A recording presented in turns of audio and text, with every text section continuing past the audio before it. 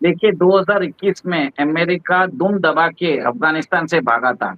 आज हम्म 2025 में अमेरिका बोल रहा है मुझे बगराम एयरबेस चाहिए। जो बगराम हम्म एयरबेस है वो एक हम्म। तरह से सबसे बड़ा एयरबेस है साउथ एशिया में। नहीं है, ये दादागिरी है और ये दादागिरी नहीं चलेगी। है कि हम अफगानिस्तान तक अपने और अफगानिस्तान के बाद सेंट्रल एशिया तक अपना एक्सेस चाहते हैं। पाकिस्तान ने वो एक्सेस हमारा बंद किया हुआ है और वो एक्सेस हमें मिल जाता है चबाहर के थ्रू।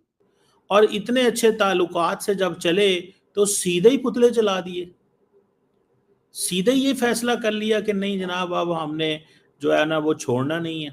ये मैंने हैड दिस, ये देखें, ये इंडिया के अंदर ये थी कि पुतले ही जला दिए। इन द वर्ल्ड ऑल्सो इसका जो स्क्वायर किलोमीटर है सोचिए 77 स्क्वायर किलोमीटर का है। 20 से 25 साल तक इसको बना के अमेरिकन फोर्सेस ने ऑपरेट भी किया है। और ये एयरबेस 44 किलोमीटर दूर है काबुल से और थोड़ी सी मतलब 1 घंटे की दूरी है जहां पे चाइना अपने न्यूक्लियर वेपन्स बनाता है। तो इसके लिए अमेरिका को बगराम एयरबेस चाहिए ताकि वो central Asia, south Asia, middle east, south east Asia सब जगह वो प्रॉब्लम क्रिएट करना चाहता है। ये जो करना चाहते हैं ट्रम्प साहब, वो तो ट्रम्प साहब ही बताएंगे आपको कि भैया इससे वो करना क्या चाहते हैं। और इंडिया ने बड़े सोच समझ के बड़ा वो जिसे कहते हैं स्मार्ट अंदाज से बड़े केयरफुली इंडिया ने मैनेज किया। इसका क्लियर कट रीजन है कि वो दोनों भारत और चाइना के को परेशान करना चाहता है। और सेकेंड उन्होंने कल क्या किया था कि यूएस के सेंट्रल कमांड के डायरेक्टर उधर बैठे थे रियाद में। और कल हमने वो भी देखा 2 दिन पहले कि प्रधानमंत्री मोदी जी के बर्थडे के दिन इन्होंने अनाउंस किया एक पैक्ट जो था सऊदी पाकिस्तान का डिफेंस पैक्ट अनाउंस किया था। और जहां पे खबर ये भी आ रही है कि अमेरिका ने इसके लिए फैसिलिटेट किया है। अमेरिका अभी सऊदी अरेबिया को अपना जो सिक्योरिटी गारंटी है वो एक तरह से उधर से बाहर निकलना चाहता है। वो नहीं चाहता है कि उसकी बेसिस एक तरह से न्यूक्लियर अम्ब्रेला वाला वो उसको सिक्योरिटी सऊदी अरेबिया को दिया हुआ था। बाइडेन एडमिनिस्ट्रेशन में विड्रॉ भी हो गया था, ट्रंप एडमिनिस्ट्रेशन आने के बाद उसको बहाल हो गया है। अब अमेरिका को भी लग रहा है कि वहां पे मिडिल ईस्ट में रहने में उनको कोई फायदा नहीं है, उधर से हटने की जरूरत है। तो उन्होंने एक तरह से फैसिलिटेट कराया है पाकिस्तान के थ्रू ये अग्रीमेंट।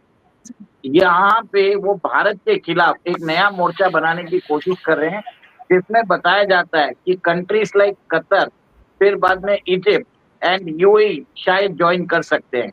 और ये एक तरह से डायरेक्टेड रहेगा अगेंस्ट इजराइल, बट एडिशनली ये काम आएगा अगेंस्ट इंडिया भी। और अमर जी ये भी देखिए कि सेंट्रल एशिया में अगर उनको बगराम एयरबेस मिल जाता है तो वो चाइना के और ऊपर, साथ में ईरान भी इसमें शामिल रहेगा।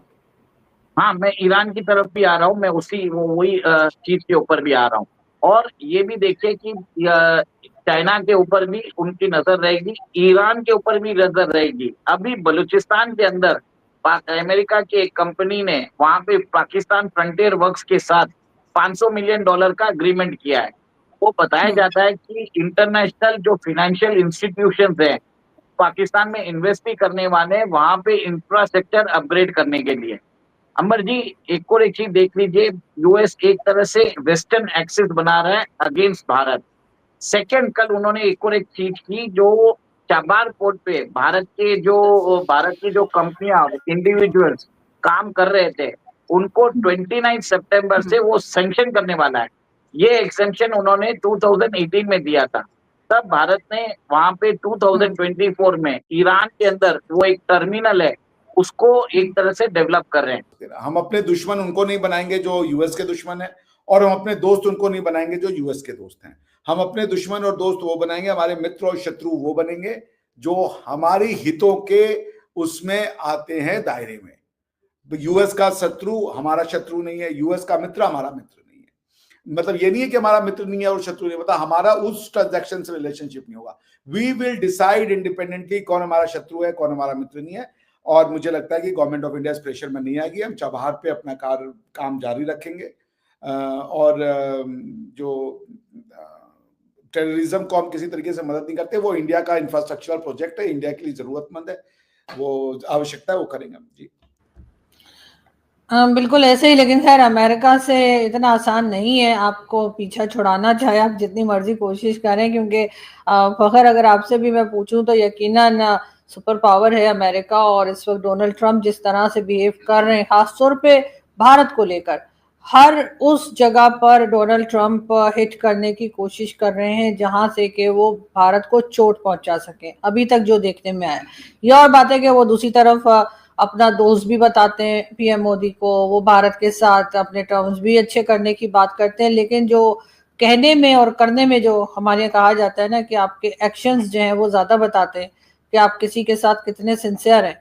तो उस चीज को अगर देखा जाए तो ट्रम्प जो है वो इस वक्त भी भारत से कुछ नाराज दिखाई दे रहे हैं, और ये तो खैर उन्होंने हमें भी कहा था कि गैस पाइपलाइन पे काम नहीं हो सकता ईरान के साथ, लेकिन भारत के साथ जब शुरू में 4 बार पोर्ट के ऊपर काम शुरू हुआ था, आपको याद होगा जो 10 साल का एग्रीमेंट हुआ था, उस वक्त तो डॉक्टर जयशंकर वगैरह ने कहा था कि हम अपनी मर्जी से करेंगे, हम किसी की नहीं सुनेंगे, लेकिन अभी किसी। ठीक है जी।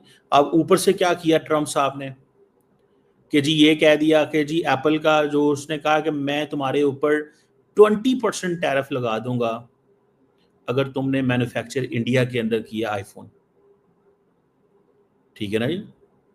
और उन्होंने टिम कुक को फोन किया और कहा कि I don't want you are building this in India, if you want to take care of India चलो जाओ भाग जाओ, 25% टैरिफ लगा दूंगा जितनी भी इंडिया से प्रोडक्शन होगी। पहले फ्रेंड शोरिंग थी, नियर शोरिंग थी, अब 25% टैरिफ लगा रहे हैं। ठीक है जी। 2 लाख मैन्युफैक्चरिंग जॉब अमेरिका ने क्रिएट की थी, 2,200,000 जॉब्स इंडिया के अंदर और वो क्रिएट हुई थी। लेकिन नरेंद्र मोदी बिल्कुल सॉफ्ट है। अभी ये माजी में चल ही रहा था कि भारत और पाकिस्तान की 4 दिन की ये जंग शुरू हो गई, ये भी मोदी साहब ने हम पे हमला कर दिया। हम तो यार शरीफ लोग हैं, हम तो आराम से इज्जत से बैठे हुए थे।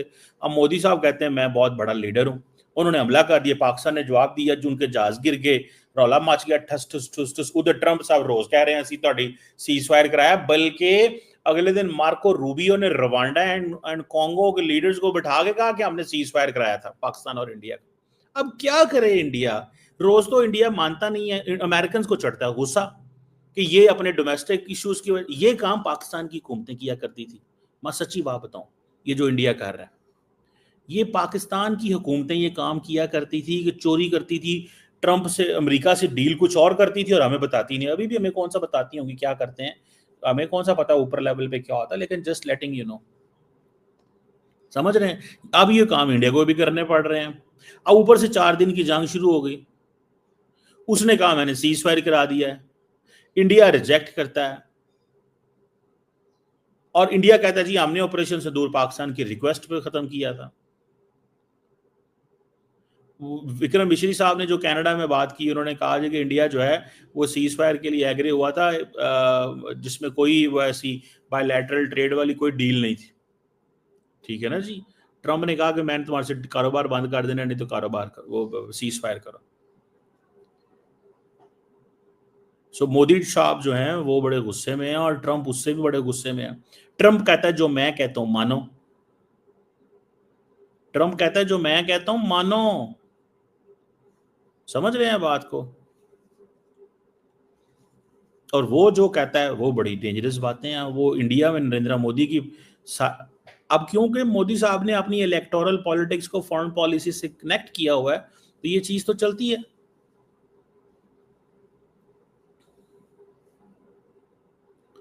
और अब वो उन्होंने, पाकिस्तान हमेशा कहता था मीडिएट कराओ कश्मीर, अमेरिकन मानते नहीं थे, अब उन्होंने कहा पाकिस्तान की बात पकड़ लो, इंडिया को टफ टाइम देना है।